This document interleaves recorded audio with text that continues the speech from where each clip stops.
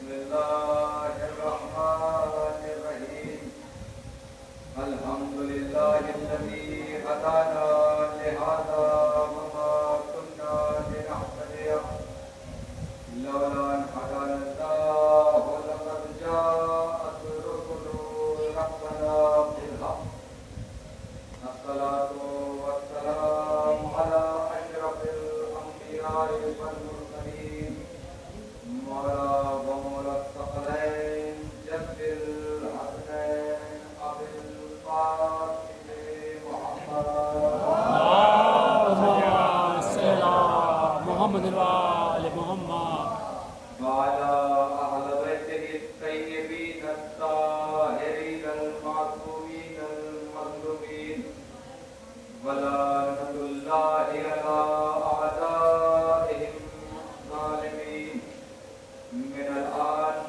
إلى قيام يوم الدين بسم الله الرحمن الرحيم نافع مظهر العجائب تجده عونا لك في النوائب كل هم وهم سينجلي بعظمتك يا الله بنبوتك يا محمد بولایتك يا علي يا علي يا علي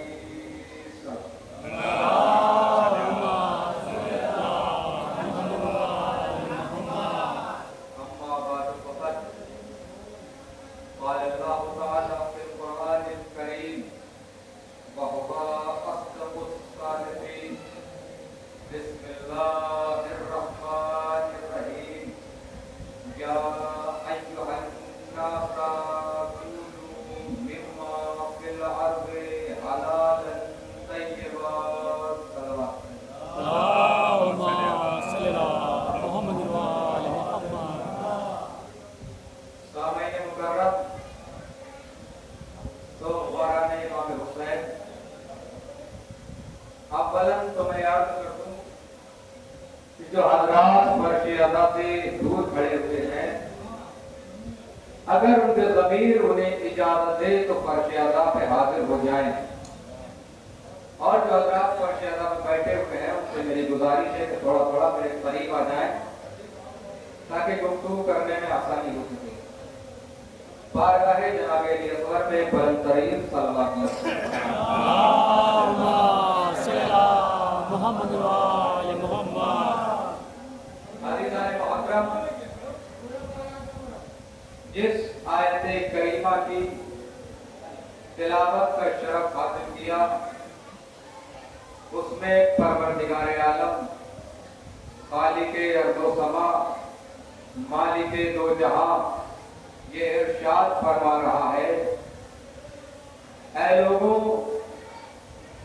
یا ایھا الناس مما فی الارض حلالا طیبا اے لوگوں جو کچھ زمین سے نکلتا ہے کھانے پینے کی چیزوں میں وہ کھاؤ مگر کھانے کی دو شرطیں بتائی ہیں پہلی شرط یہ ہے کہ حلال کھاؤ اور دوسری شرط یہ ہے کہ طیب کھاؤ جاگیے گا انشاءاللہ ایک نتیجے پہ لے کے جاؤں گا پروردگار نے کہا ہے لوگوں جو کچھ زمین سے نکلتا ہے کھاؤ مگر کھانے کی دو شرطیں بتائی ہیں پہلی شرط یہ ہے کہ حلال کھاؤ اور دوسری شرط یہ ہے کہ طیب کھاؤ طیب کے معنی جو لغت لکھنے والوں نے لکھے ہیں وہ لکھا کہ طیب کے معنی ہے پاک لیکن یہ جو شریعت میں قرآن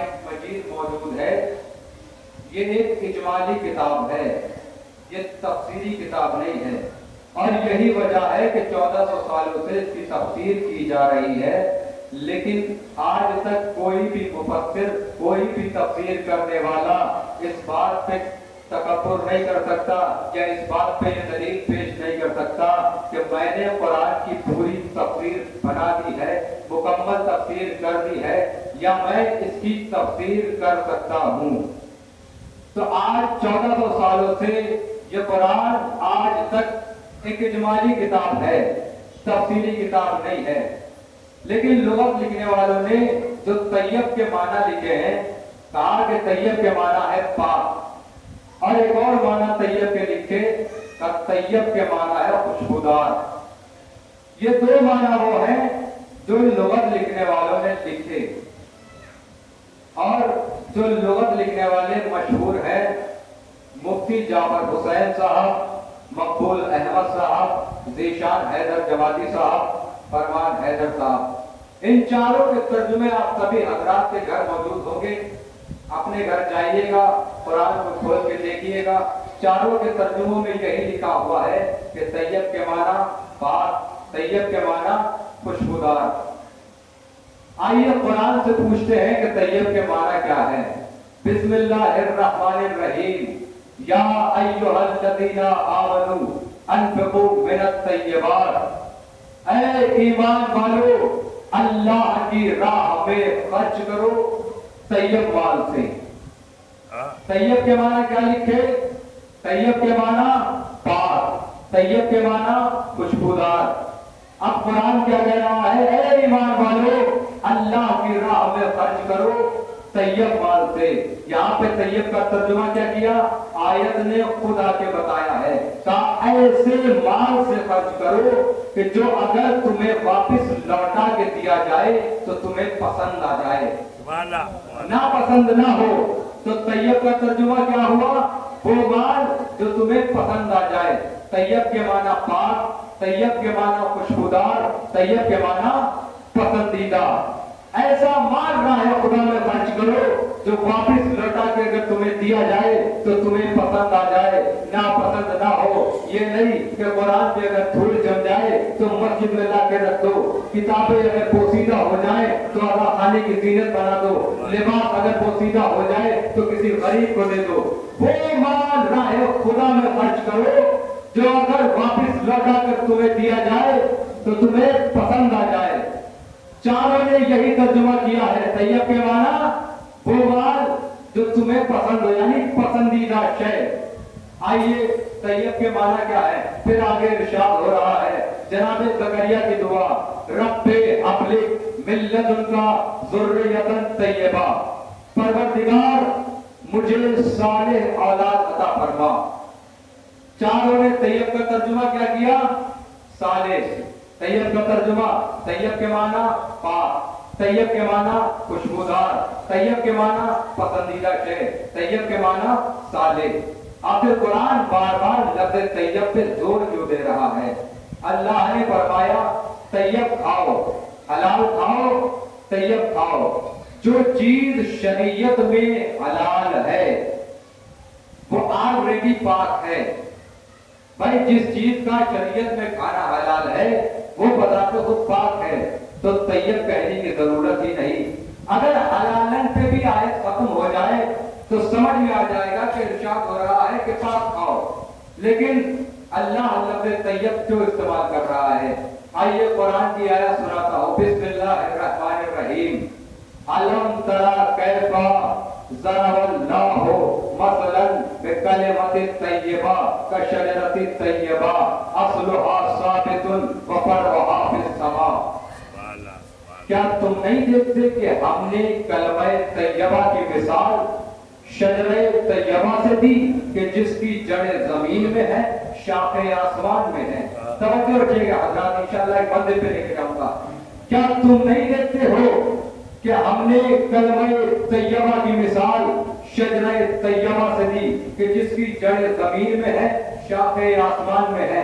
یہاں بیٹھنے والا ایک ایک فرد الگ الگ پتی سے تعلق رکھتا ہے۔ آپ مجھے بتائیں، اپنی زندگی بھر کا اپنی آنکھوں کا مشاہدہ بتائیے، کیا آپ نے پوری کائنات میں کوئی ایسا درخت دیکھا ہے کہ جس کی جڑ زمین میں ہو، شاخیں آسمان میں ہو؟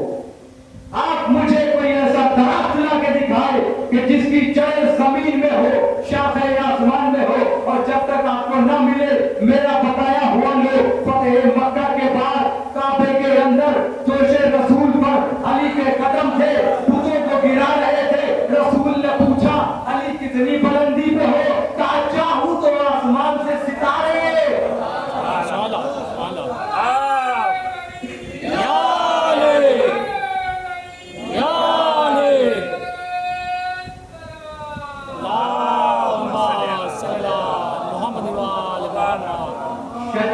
तैयबा, क्या तुमने नहीं देखा? कलमे तैयबा की मिसाल शजरे तैयबा से दी कि जड़ जमीन में है, असल जमीन में है, शाखे आसमान में है। तो तैयब का तर्जुमा क्या हुआ? वो जो जमीन से जुड़ा हो, आसमान में पहुंचा। अच्छा, एक सवाल है, अगर सवाल पहुंच जाए तो पर्दा पे अपनी मौजूदगी का इजहार कीजिएगा। सवाल यह है कि हर दरख्त के लिए एक मुनासिब जमीन की जरूरत होती है। आप पर्दे आखिर तक तवज्जो। हर दरख्त के लिए एक मुनासिब जमीन की जरूरत होती है। सेब के दरख्त कश्मीर में पाए जाते हैं, आप लगाइए, यहाँ लाके होगा? नहीं होगा। नारियल के दरख्त साउथ में पाए जाते हैं, लगाइए, यहाँ लाके होगा? नहीं होगा। ये नारियल वाले कश्मीर में लगाएं और कश्मीर वाले यहाँ लगाएं, बताइए होगा कि नहीं होगा? सबका एक जवाब नहीं होगा। क्या क्यों? कहेंगे कि पागल हो गए हो, जमीन तो देख कैसी है। तो नतीजा क्या निकला?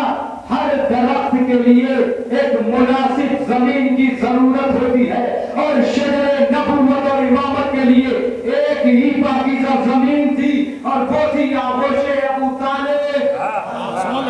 सलवात पर मोहम्मद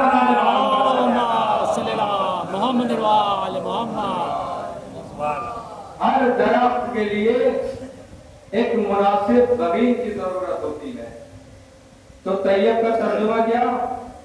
वो जो जमीन से जुड़ा हो, आसमान तक हो। फिर आइए, बिस्मिल्लाहिर्रहमानिर्रहीम। वत्तय्यबातु लित्तय्यबीना वत्तय्यबूना लित्तय्यबात।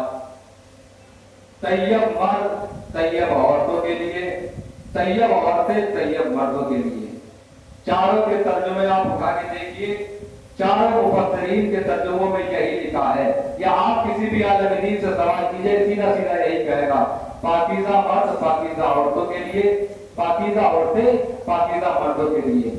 आखिर कुरान बार बार लफ्ज़ तैयब पे जोर क्यों दे रहा है कि तैयब खाओ, सदका दो तैयब माल से, खैरात दो तैयब माल से। बार बार कुरान लफ्ज़ तैयब पे जोर क्यों दे रहा है कि तैयब खाओ, तैयब खाओ, तैयब खाओ? कहते हैं उसकी वजह यह है कि जो लुक़मा गले से उतरता है वो शिकम में जाता है, और शिकम लहू बनाता है, और लहू तासीर दिखाता है। तवज्जो रखिएगा, जो लुक़मा गले से उतरता है वो शिकम में जाता है, शिकम लहू बनाता है, और लहू तासीर दिखाता है। तो पता चल जाएगा, जो जैसा बोलेगा समझ में आ जाएगा कि कैसा खा रहा है। यहाँ बैठने वाले किसी भी फर्द में इतनी कुव्वत, इतनी शुजाअत, इतनी ताकत है कि वो जाके किसी के दस्तरखान पे जाए और जाने के बाद देखे कि हलाल खा रहा है या हराम। या कोई मेरे घर आके देखे कि क्या खा रहा है सैफ हैदर। मैं अपनी मिसाल इसलिए देता हूँ कि मैं अपनी बात का बुरा नहीं मानता। हो सकता है मैं आप में से किसी का नाम ले दूं, आप कहेंगे क्या हमारा ही नाम मिला था लेने को, इसलिए मैं अपनी मिसाल देता हूँ। मगर है किसी वजह जो किसी के दस्तरखान पे जाके देखे कि हलाल खा रहा है या हराम, तो फिर पता कैसे चले कि ये देखो कि बोल क्या रहा है। समझ रखिएगा, ये देखो कि बोल क्या रहा है। और आपकी समाजों के नजरिए भी कर दो, आप बचपन से मैं खुद देखता आया हूँ, आप भी जानते, बिल्कुल सामने की मिसाल है। जब कोई बोलता है तो क्या कहते हैं? ये नहीं बोल रहा, इसका लहू बोल रहा है। ये नहीं बोलता, लहू बोलता है। जब किसी खतीब का बच्चा कोई मजलिस पढ़ता है तो क्या कहते हैं? ये नहीं बोल रहा, इसका लहू बोल रहा है। जब किसी का आज का बेटा एक प्यारा सा नौहा पढ़ता है तो क्या कहते हैं? ये नहीं पढ़ रहा, इसका लहू बोल रहा है। वही जब कोई बदतमीजी करता है तो क्या कहते हैं? ये नहीं कर रहा, इसका लहू ही ऐसा है। तो कहने का मकसद ये है कि जैसा लुक़मा जाएगा असर वैसा होगा। अच्छा, हर इंसान का अपना मिजाज है, कोई अलग ब्रांड का कपड़ा पहनता है, कोई अलग ग़िज़ा खाता है, किसी को कुछ पसंद है, किसी को कुछ पसंद है। अच्छा, तो फिर पता कैसे चले कि हलाल खा रहा है या हराम? कहाँ हर किसी की अपनी पसंद है। किसी ऐसी पसंद का नाम बताओ कि کہ جس پر دنیا متفق ہو، کہا ایسی پسند کا نام ہے علی، ایسی پسند کا نام ہے علی۔ اگر دیکھنا چاہتے ہو تو دیکھو کہ علی کے حق میں بول رہا ہے یا علی کے خلاف۔ توجہ رکھیے گا، آخری فرض تک توجہ، یہ دیکھو کہ علی کے حق میں بول رہا ہے یا علی کے خلاف۔ اگر علی کے حق میں بولے تو سمجھو حلال کھا رہا ہے، اگر علی کے خلاف بولے تو سمجھو حرام۔ سلوات پڑھیں ملک محمد۔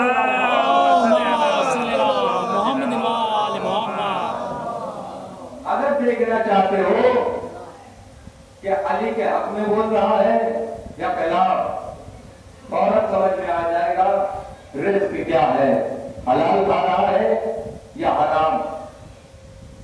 ایک مرتبہ ایک ایران کے عالم دین کے سامنے ایک بادشاہ بیٹھا تھا، دسترخوان لگا ہوا تھا، عالم دین کے ساتھ ایک بادشاہ بیٹھا تھا۔ بادشاہ کہنے لگا کہ میں بادشاہ وقت ہوں، نہ جانے کیا کیا کھاتا ہوں، کیسا کیسا کھاتا ہوں۔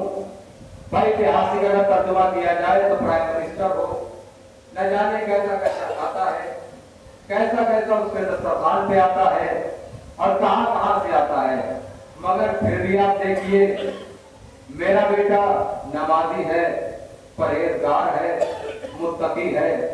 آپ تو عالم وقت ہیں، آپ عالم دین ہیں، مگر آپ کے بیٹے کے تو چرچے ہی الگ ہیں، نہ نمازی ہے، نہ پرہیزگار ہے، نہ متقی ہے۔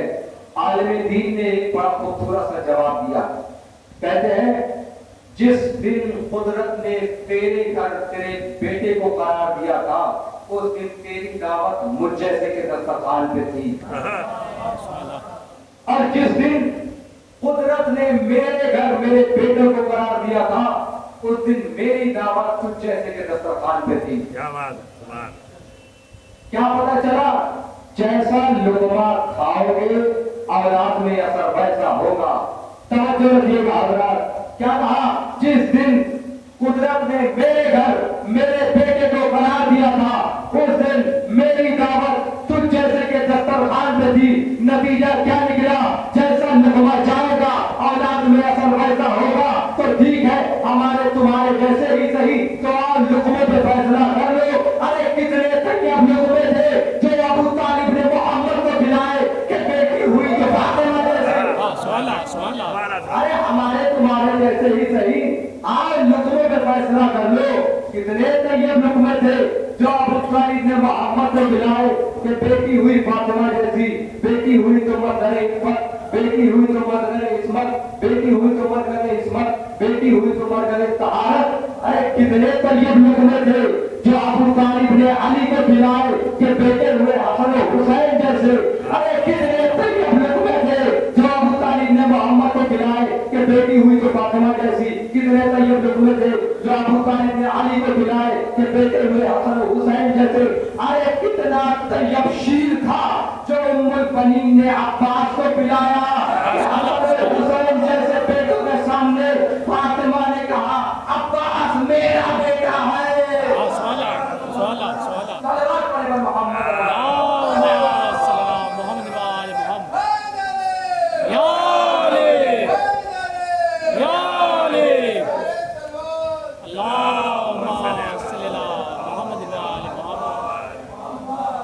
کتنا طیب شیر تھا جو ام البنین نے عباس کو پلایا۔ ایک جملہ نقل کر دوں، حسن حسین جیسے بیٹوں کے ہوتے ہوئے جس تیسرے کو فاطمہ اپنا بیٹا کہہ دے اسے عباس کہتے ہیں۔ سلوات پڑھیں مل کے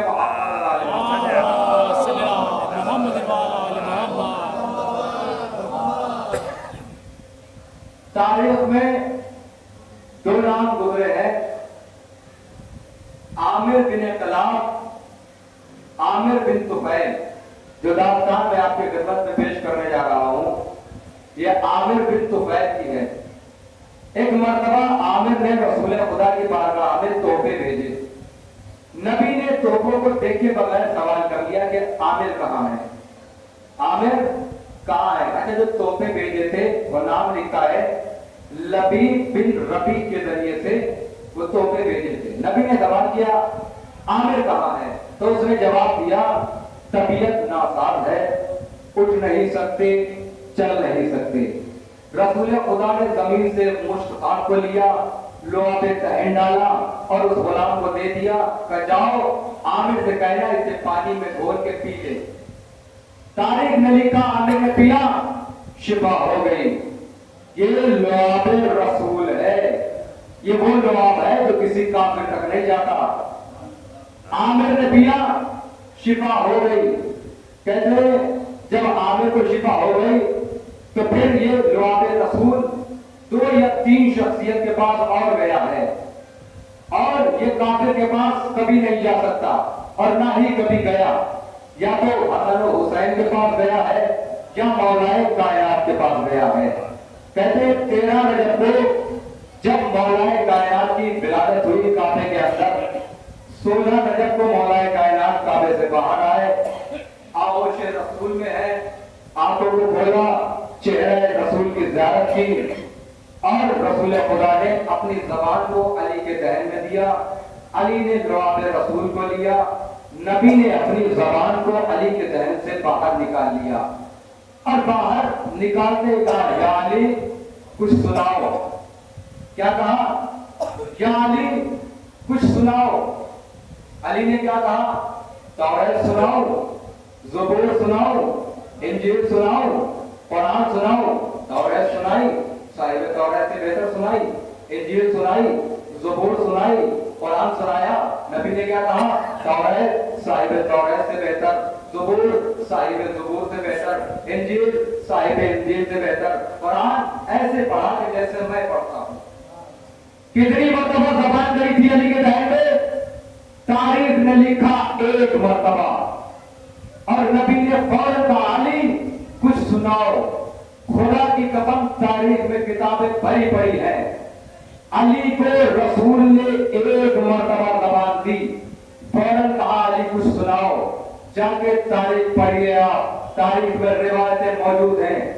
तारीख में ये मौजूद है कि रसूल ने हुसैन को 40 मर्तबा ज़बान चुसाई, और जिसे 1 मर्तबा ज़बान चुसाई उससे फौरन कहा कि अली कुछ सुनाओ। लेकिन तारीख में रिवायत मौजूद है कि हुसैन को रसूल ने 40 मर्तबा ज़बान चुसाई, लेकिन कभी नहीं कहा कि हुसैन कुछ सुनाओ। आखिर वजह क्या है? मैं बारगाह रिसालत में हाजिर हुआ, हाथों को जोड़ के कहा या नबी अल्लाह, जिसे 1 मर्तबा ज़बान चुसाई उससे फौरन कहा कि अली कुछ सुनाओ। जिसे 40 मर्तबा ज़बान चुसाई उससे कभी नहीं कहा कि हुसैन कुछ सुनाओ। शायद नबी जवाब दे इंतजार करो, जिसे 1 मर्तबा ज़बान चुसाई है वो आगोश में तिलावत करेगा, वो आगोश में कुरान पढ़ेगा। लेकिन जिसे 40 मर्तबा ज़बान चुसाई है वो नोके नेज़ा की बुलंदी पर तिलावत करेगा। सलवात पढ़े मोहम्मद मोहम्मद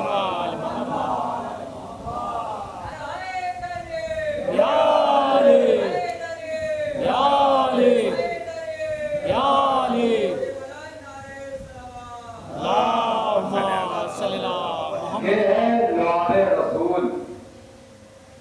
एक मर्तबा खंदक खोदी जा रही थी, रसूल खुदा पेट पे पत्थर काट के खंदक को खोद रहे थे। जाबिर का गुजर हुआ। जाबिर इब्न अब्दुल्लाह है अंसारी, ये बहुत बुजुर्ग सहाबी हैं और 6ठे इमाम तक ये मौजूद थे। रसूल खुदा के जमाने से इमाम जाफर सादिक अलैहिस्सलातु वस्सलाम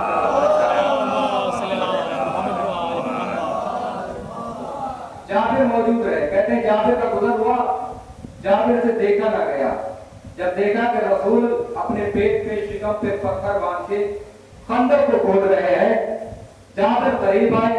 आने के बाद हाथों को जोड़ के कहते हैं या नबी अल्लाह, मेरे घर एक बकरी है, उसका एक छोटा सा बच्चा है, इतना है कि कुर्बानी हो जाए, लिहाजा आप और 2-3 मखसूस लोगों के साथ आप आ जाइएगा, मेरे घर आपकी दावत है। कहते हैं जाबिर ये कह के अपने घर चले गए। रसूल खुदा ने कहा सलमान جا کے لشکر میں اعلان کر دو کہ فلاں تاریخ کو جابر کے گھر سب کی دعوت ہے. کہ سلمان یہ اعلان ہو گیا. اب جب وہ دن آیا تو جابر آئے یا دہانی کے لیے. کہا یا نبی اللہ آپ کو یاد ہے میں نے آپ کی اور چند خاص لوگوں کی دعوت کی ہے. یہ کہنے کے بعد جابر اپنے گھر چلے گئے. دروازے پہ کھڑے ہو کے انتظار کر رہے تھے. کیا دیکھا کہ رسول آ رہے ہیں.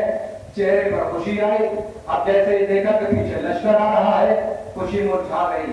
صدمے میں دوڑ کے اندر آئے. بیوی نے پوچھا جابر بڑے اداس لگ رہے ہو. کہ پریشان ہونے کی بات کیا ہے؟ کہ کیوں نہ پریشان ہو, میں نے رسول سے کہا تھا اکیلے آنا. لشکر لے کے آ گئے. بیوی نے کہا یہ تو کوئی پریشان ہونے کی بات ہی نہیں ہے. جابر نے کہا کیوں؟ کہا تو نے کسے بلایا ہے؟ کہا رسول کو. کہا لشکر کو کس نے بلایا ہے؟ کہا رسول نے. پھر فرمانے کا تو نے کسے بلایا ہے؟ کہا رسول کو.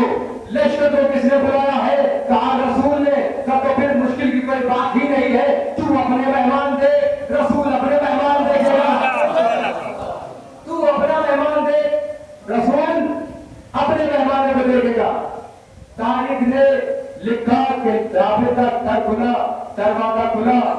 رسول خدا اندر تشریف لائے.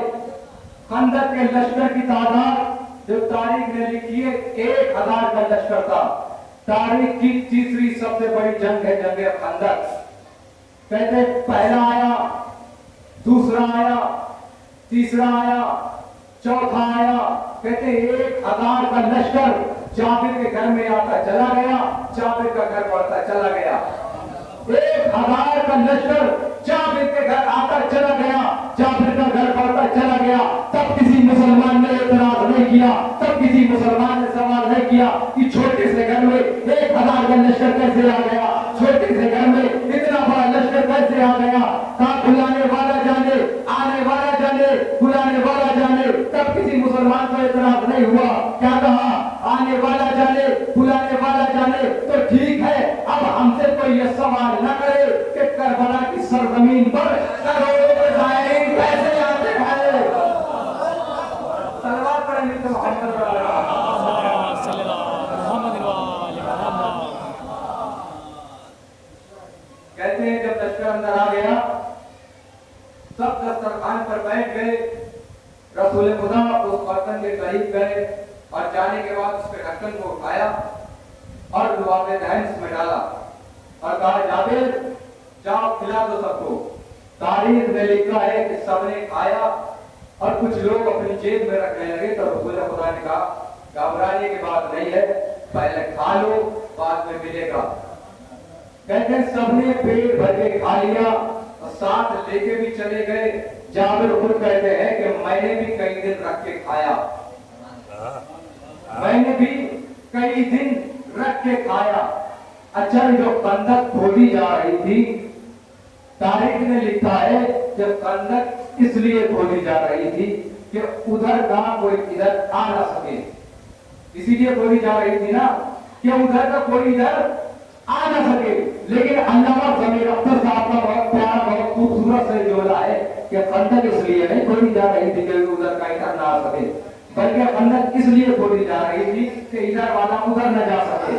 توجہ آخری آدمی تک, خندق اس لیے نہیں کھودی جا رہی تھی کہ ادھر کا ادھر نہ آ سکے, بلکہ اس لیے کھودی جا رہی تھی کہ ادھر کا ادھر جا نہ سکے. لیکن تاریخ نے کیا لکھا کہ ادھر کا کوئی ادھر آ نہ سکے, کوئی آ نہ سکے. لیکن تاریخ گواہ شاہد ہے کہ خندق کھودنے کے بعد بھی ظالم کی حکومت سے, دشمن کی طرف سے ایک پہلوان خندق پار کر کے آ گیا تھا. آیا تھا یا نہیں؟ ایک پہلوان خندق کو پار کر کے آ گیا تھا. لیکن کربلا میں عباس نے خندق نہیں کھودی تھی, بلکہ تلوار سے ایک خط کھینچا تھا. کربلا میں عباس نے خندق نہیں کھودی تھی بلکہ ہلکا سا ایک خط کھینچا تھا. اور کیا فرمایا تھا؟ اے کسی نے ہمت, کسی کی ماں نے اگر شیر پلایا ہو تو اس خط کو پار کر کے دکھائے. تاریخ نے لکھا کسی بھی ظالم کی اتنی ہمت نہیں ہوئی کہ عباس کا کھینچا ہوا خط پار کر سکے.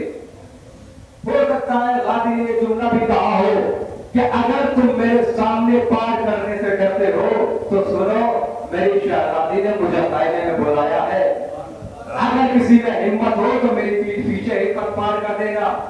چھوٹی سے چھوٹی روایت آپ مجھے لا کے دکھائیے کہ غازی کے خیمے میں جانے کے بعد بھی کسی ملعون نے اس خط کو پار کیا ہو۔ یہ ہے ہیبت عباس۔ کون ہے عباس؟ عباس ارادہ مشیت کا نام ہے۔ کہتے ہیں ایک مرتبہ جنگ صفین، آپ نے سنا ہوگا، مجلسوں میں آپ سنتے آ رہے ہیں، جب جنگ صفین ہو رہی تھی اس میں ایک چھوٹی سی جنگ ہے، لیلۃ الحریر۔ رات کی تاریکی میں علی سیاہ گھوڑے پر سوار ہو کے جاتے تھے اور جنگ کر کے آتے تھے۔ ایک مرتبہ علی ظالمین کو دیکھ کر کے آنے کے بعد ایک ٹیلے پہ بیٹھے اور مالک نے شربت پیش کیا، مالک اشتر نے شربت پیش کیا، علی نے شربت نوش کیا اور شربت پینے کے بعد کہنے لگے مالک شربت شہد کا ہے، شہد یمن کا ہے۔ توجہ، مالک شربت شہد کا ہے، شہد یمن کا ہے۔ مالک اشتر نے ہاتھوں کو جوڑ کے کہا یا علی، سر پہ موت کھڑی ہے، قیامت کھڑی ہے اور آپ یہ باتیں کر رہے ہیں کہ شربت شہد کا ہے، شہد یمن کا ہے۔ اس مقام پر علی نے فرمایا تھا کہ مالک موت علی پہ گرے یا علی موت پہ، علی کی ذات پہ کوئی فرق پڑنے والا نہیں۔ کیا ہو سکتا ہے مولا نے یہ کہا ہو کہ علی موت پہ گرے یا موت علی پہ گرے، آخر مرنا موت کو ہی ہے۔ کہتے ہیں جب مولا نے شربت پی لیا، صبح صادق کے وقت امام علی علیہ السلام گھوڑے پہ سوار ہوئے اور لشکر کا کامر کھینچا۔ آنے کے بعد فرمایا مالک جنگ آج ہوگی۔ مالک اشتر نے کہا یا علی لشکر زخمی ہے، کچھ روز ٹھہر جائیے، مرہم پٹی ہو جائے پھر جنگ ہوگی۔ کہا نہیں مالک جنگ آج ہی ہوگی۔ مالک اشتر نے کہا مالک لڑے گا کون؟ کہا مالک آج میرا بیٹا لڑے گا، مالک آج میرا بیٹا لڑے گا۔ حسن حسین کے چہرے کھلے، سوچا آج موقع ملا ہے علی کا بیٹا بن کے لڑنے کا۔ آگے آئے کہا بابا ہم جائیں؟ علی نے کہا میں نے کہا ہے میرا بیٹا لڑے گا۔ کہا بابا ہم کون ہیں؟ کہا تم لوگ مباہلے کے دن سے رسول کے بیٹے ہو۔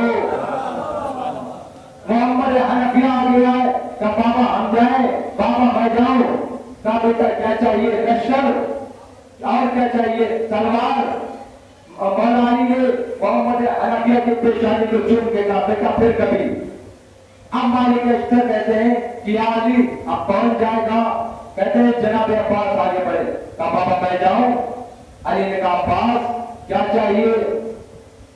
عباس نے پیارا سے دعا کہا بابا نہ لشکر چاہیے نہ تلوار چاہیے۔ کہا پھر کیا چاہیے؟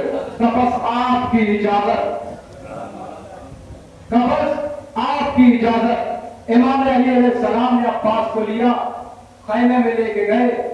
علی نے عباس کو ہو بہو علی بنایا اور گھوڑے پہ سوار کیا، اور جب جناب عباس جنگ کرنے کے لیے چلنے لگے تو امام علی علیہ السلام کھڑے ہوئے اور کھڑے ہونے کے بعد داد شجاعت دیتے ہیں، کہتے ہیں جا میرے لال واہ میرے شیر، جا میرے لال واہ میرے شیر۔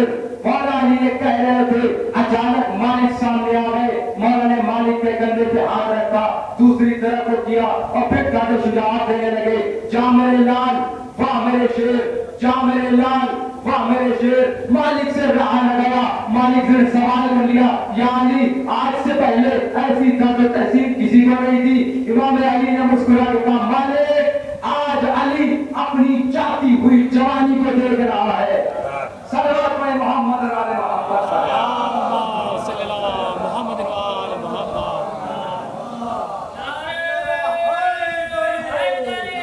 یا علی یا علی۔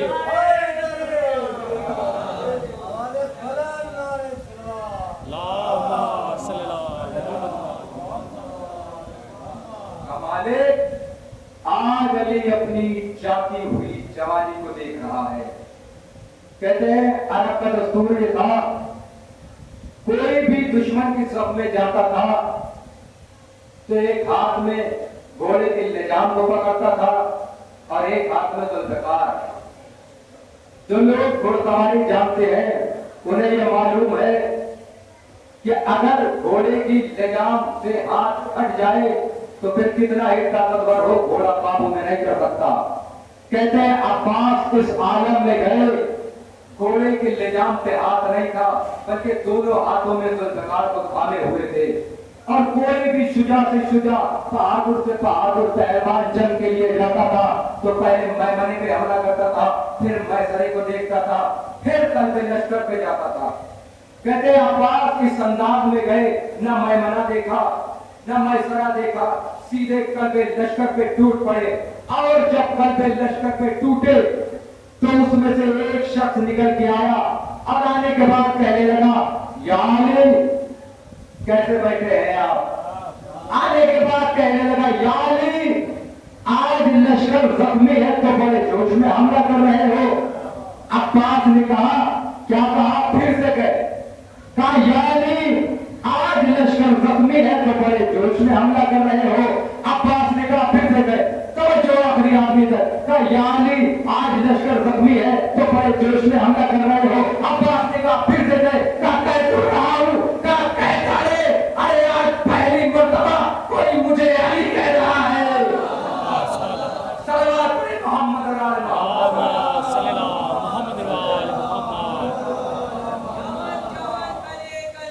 अली अली अली अली अली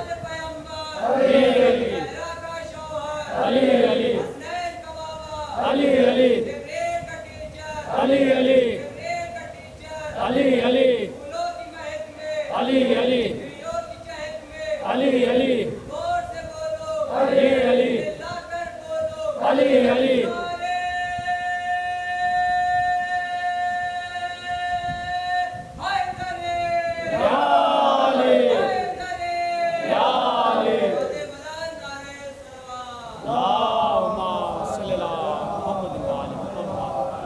क्या कहा?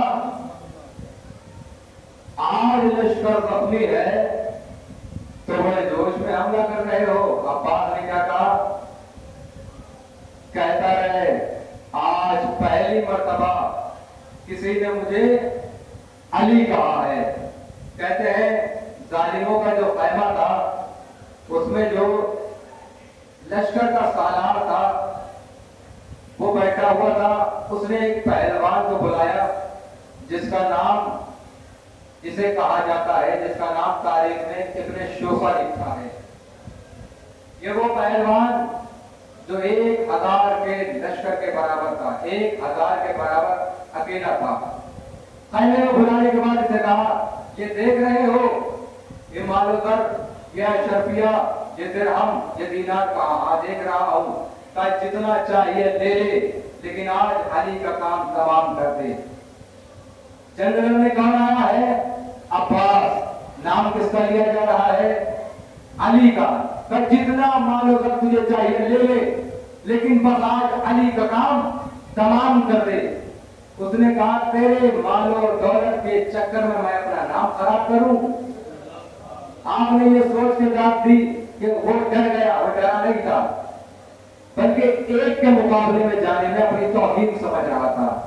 उसने कहा, क्या पागल हो गया है? मैं 1000 से अकेला लड़ता हूं, तू मुझे एक के बराबर भेज रहा है, कहीं से तो मेरा एक बेटा कत्ल कर देगा। उसने कहा, ठीक है, भेज दे बेटे को। कहते हैं इब्ने शोफा का एक बेटा आया, अब्बास ने काटा, दूसरा आया, अब्बास ने काटा, तीसरा आया, अब्बास ने काटा, चौथा आया, अब्बास ने काटा, पांचवा आया, अब्बास ने काटा। 7 बेटे तारीख ने लिखे हैं। छठा आया, अब्बास ने काटा, 7वां आया, अब्बास ने काटा। यूं लग रहा था वो बेटे नहीं काट रहा, बल्कि बकरे काट रहा है। कहते जब 7 बेटे अब्बास ने काट दिए तो अब इब्ने शोफा जलाल में आया, और जलाल में आने के बाद अपनी जुल्फकार को लिया, घोड़े पे सवार हुआ। मौला अब्बास के सामने आने के बाद कहता है, या अली, आपने मेरे सारे बेटों को कत्ल कर दिया, अब मैं आपको नहीं छोड़ूंगा। कहते मौला अब्बास ने नकाब को हटाया, अब फरमाया कि मैं अली नहीं, मैं अली का बेटा अब्बास हूं। कहते फिर शोभा कहता ठीक है, अब तो और मजा आएगा, पहले तुम्हें कत्ल करूंगा, बेटों का बदला, फिर तुम्हारे बाप अली को मारूंगा, मेरे कलेजे को ठंडक पहुंचेगी। और अब्बास ने कहा अगर ऐसी बात है तो वार कर। कहते हैं इब्ने शोसा ने वार किया, अब्बास ने वार को रद्द किया। इब्ने शोसा ने फिर वार किया, अब्बास ने वार को रद्द किया। इब्ने शोसा वार पर वार करता रहा, अब्बास वार को रद्द करते रहे। जो लश्कर में सिपाही मौजूद थे, जो मुखालिफ वाले खड़े थे, वो कह रहे थे वाली ये वार भी खाली, वाली ये वार भी खाली। फकीर शाम ने, माविया ने, फकीर शाम ने उसके कोहनी मार के कहा कि ये बता तू मेरी तरफ है या उसकी तरफ, मेरी तरफ है या उसकी तरफ। अरब का ये दस्तूर था, दादा शुजा सबको देते थे। कहा या अली, जब इब्ने शोसा बात कर करके थक गया तो अब्बास घोड़े से जमीन में आए और आने के बाद देखा कि चारों तरफ से गर्द उड़ना शुरू हुई। अब दोनों लोग धूल के दरमियान आ गए हैं। इब्ने शोसा बात कर करके थक गया। जैसे ही गर्द उड़ी, अब्बास ने उसके सर पे वार किया। दुश्मनों को ये लगा कि शायद अब्बास का वार खाली हुआ, जैसे खाली गया। जैसे ही धूल छटी, क्या देखा, इब्ने शोसा आधा इधर गिरा, आधा इधर गिरा। सलवार पड़े मिलके मोहम्मद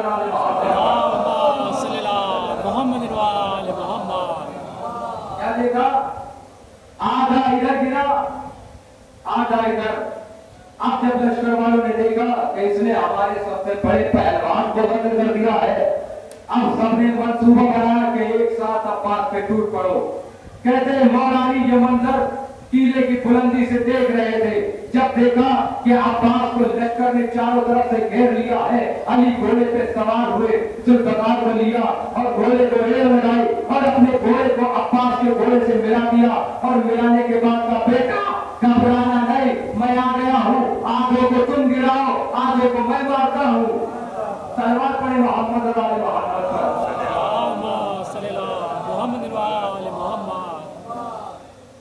ये है आलमे शुजाअत मौला अब्बास का। बार अली की तरफ। बस अदादारों, खत्म हुई गुफ्तगू। जब रोज़े आशूरा हुसैन की शहादत हो गई, खैमों में आग लगा दी गई, बीवियों के सरों से चादरों को छीन लिया गया। तो एक रावी है, वो ये लिखता है कि मैंने देखा एक बच्ची खैमे के कोने में खड़ी हुई है और अपने चचा अब्बास को याद कर रही है।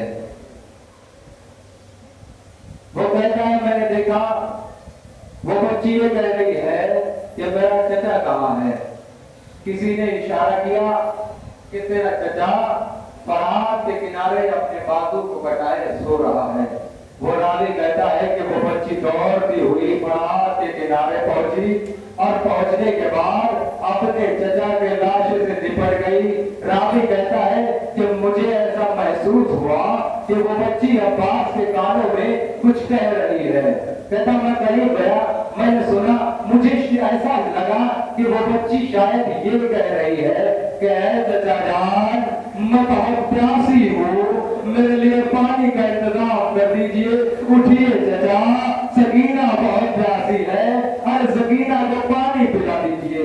लेकिन रावी कहता नहीं, जब मैं थोड़ा और करीब गया तो मैंने देखा बच्ची ये नहीं कह रही थी।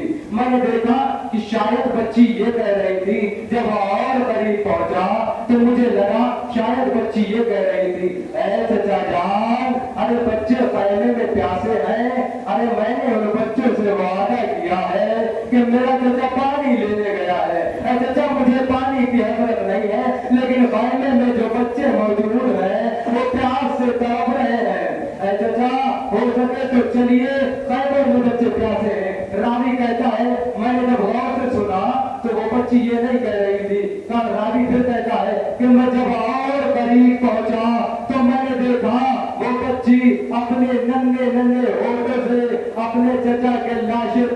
ये बहन कर रही है, ए चचा जान, अरे जब से आप गए हो जालिमों ने मेरे भैया असगर को मारा, मेरे बाबा हुसैन को शहीद कर दिया। ए चचा जान, अरे बीबियों की चादर मिट गई, अरे चचा जान हम बेपर्दा हो गए। अजर कुमार तारा, खुदा आपको कोई गम न दे सिवाय अल्लाह के मजलूम करबला के, खुदा आपकी आवाज़ों पर रहमत नाज़िल फरमाए। बस एक और रिवायत सुन लीजिए। कहते हैं जब ये लुटा हुआ काफिला शाम की जानिब रवाना हुआ और जिंदाने शाम की तरफ पहुंचा तो जनाब सकीना मौला सज्जाद की खिदमत में आई। आने के बाद कहती है, भैया सज्जाद, प्यास की कितनी मंजिलें होती हैं? तवज्जो रखिएगा हज़रात, इंशाअल्लाह दिल मचल जाएगा।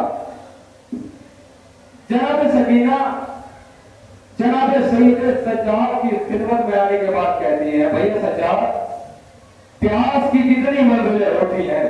जनाब सज्जाद कहते, सकीना अगर तुम सुनना चाहती हो तो सुनो, प्यास की 4 मंजिलें होती हैं। जनाब सकीना कहती है, भैया सज्जाद, प्यास की पहली मंजिल क्या होती है? जनाब सज्जाद फरमाते हैं, सकीना प्यास की पहली मंजिल ये होती है, जब प्यास हद से ज्यादा बढ़ जाती है तो आसमान और जमीन के दरमियान धुएं के अलावा कुछ दिखाई नहीं देता है, धुएं के अलावा कुछ नजर नहीं आते हैं। जनाब सकीना तड़प के कहती है, आए मेरे भैया सज्जाद, शायद मेरा भैया कासिम उस वक्त प्यास की पहली मंजिल में होगा।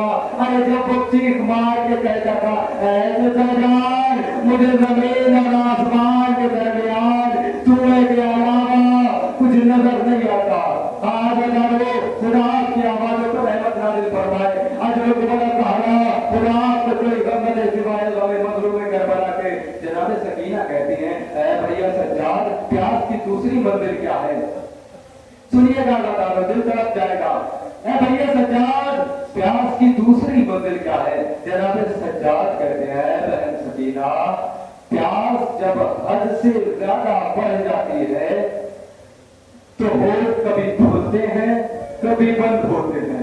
सुनिएगा दादारो, प्यास जब हद से ज्यादा बढ़ जाती है तो कभी लब खुलते हैं, कभी लब बंद हो जाते हैं। जनाब सकीना अपने सीने पे हाथ मारती है, हाथ मार के टाप के बिगड़ा देती है, ऐ मेरे भैया सज्जाद, शायद मेरा भैया असगर अरे उस वक्त प्यास की दूसरी मंजिल में होगा जब बाबा के हाथों पर कभी अपने होठ को खोलता था, कभी होठों को बंद करता था। अजर को बड़ा सहारा, खुदा आपको कोई गम न दे सिवाय मज़लूम करबला के। जनाब सकीना कहती है, भैया सज्जाद, प्यास की तीसरी मंजिल क्या होती है? जनाब सैयद सज्जाद कहते हैं, बहन सकीना, सुनना चाहती हो तो सुनो, प्यास जब हद से ज्यादा बढ़ जाती है, जब तीसरी मंजिल पे आती है तो हलक में, ज़बान में कांटे पड़ जाते हैं। जनाब सकीना तड़प के कहती है, आए भैया सज्जाद, अरे शायद मेरा बाबा उस वक्त प्यास की तीसरी मंजिल में होगा जब मेरा भैया अकबर अरे बाबा के करीब आया। आने के बाद कहने लगा, अरे बाबा, और जैसे ही अपनी जबान को बाबा के तहन में रखा, ये कहते हुए बाहर निकाला, अरे बाबा आपकी जबान में, अरे आपकी जबान में, अरे मुझसे ज्यादा कांटे पड़े हुए हैं। अजर को बड़ा सहारा, खुदा आपकी जबान पे, खुदा आपकी आवाज़ों पर रहमत नाज़िल फरमा, खुदा आपको किसी गम में न रुलाए सिवाय गम मज़लूम करबला के। बस आखिरी फिक्र सुन लीजिए। जनाब सकीना कहती है, ऐ भैया सज्जाद, प्यास की चौथी मंजिल क्या होती है? अब जनाब सैयद सज्जाद अपनी पुत्री ज़ैनब से कहते हैं, ऐ पुत्री अम्मा, सकीना को संभालना। अरे जब बीबियों ने सकीना को पकड़ा तो जनाब सैयद सज्जाद कहते हैं, ऐ मेरी बहन सकीना, प्यास जब हद से ज्यादा बढ़ जाती है तो गोश्त हड्डियों से जुदा हो जाता है, गोश्त हड्डियों को छोड़ देता है। अरे मेरी बहन सकीना, हड्डियों से चटकने की आवाज आती है। एक मर्तबा जनाब सकीना तड़प के कहती है, भैया